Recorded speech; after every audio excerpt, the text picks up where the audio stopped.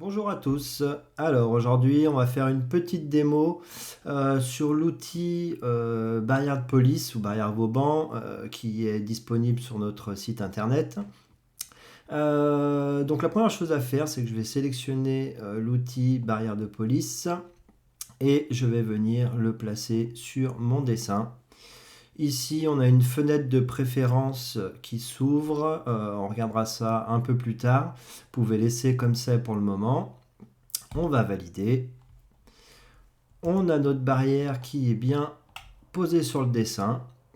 Dans le gestionnaire de ressources, vous trouverez directement à la racine un dossier barrière de police avec tous les symboles utilisés par l'outil. Ici, un tableau de compte, donc on en reviendra après. Et ensuite, un record et deux textures qui servent également pour les barrières. Alors, maintenant qu'on a placé notre barrière, on va pouvoir un peu la modifier comme on le souhaite. Donc, on va sélectionner notre barrière et ensuite, on va pouvoir choisir différentes parties pour notre barrière. On va commencer par la partie 1 avec ici le choix du symbole que l'on souhaite poser sur le dessin. Donc en gros, c'est la taille de notre barrière. Donc vous avez le choix entre des barrières de 2 mètres ou de 2,50 m. Et si je passe à 2,50 m, on voit bien la barrière changer. Ici, on va pouvoir sélectionner une longueur de barrière qu'on souhaite. Si par exemple j'en veux 25 mètres, automatiquement l'outil va me dessiner mes 25 mètres de barrière. On a également ici une rotation possible. Donc voilà, ça va être la rotation de cette partie-là. Donc par exemple 15 degrés. Et on peut voir qu'on a bien eu une rotation de 15 degrés par rapport à l'axe X. On va revenir sur 0. Ensuite, on a une option qui permet d'ajouter des bâches. Alors on va passer en 3D pour voir un peu ce qui se passe.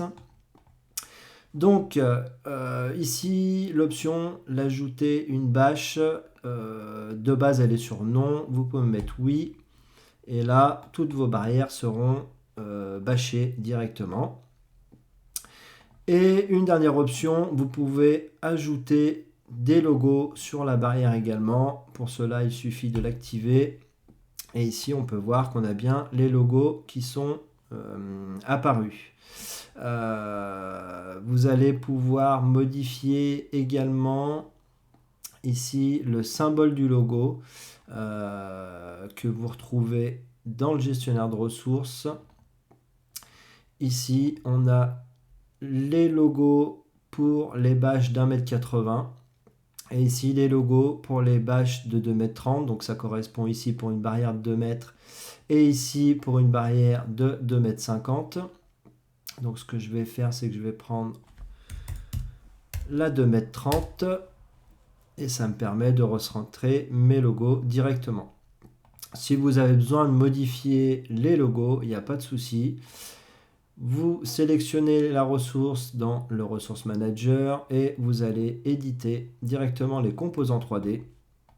Et là, vous pourrez ajouter vos logos ou en supprimer comme bon vous semble.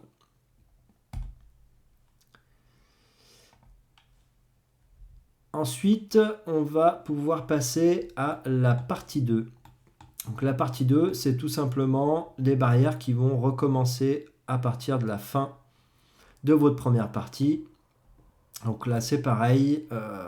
On a toujours le choix du symbole et de la longueur. Donc là, supposons qu'on ait besoin de barrières de 2 mètres avec une longueur de 20 mètres. Et une rotation, on va mettre de 90 degrés. Et là, on a bien notre deuxième partie qui est dessinée directement.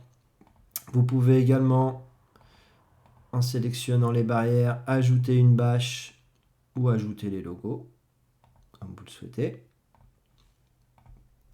Et vous allez pouvoir continuer à dessiner comme ça avec partie 3, partie 4, 5, 6 et ainsi de suite, jusqu'à 10 parties au total. Donc là, on va se mettre 10 mètres. Ok. On va mettre une rotation à moins 90. Et là, vous voyez ma troisième partie qui est dessinée directement sur mon dessin. Donc là, comme je vous l'ai dit, vous pouvez faire toutes les parties jusqu'à la 10.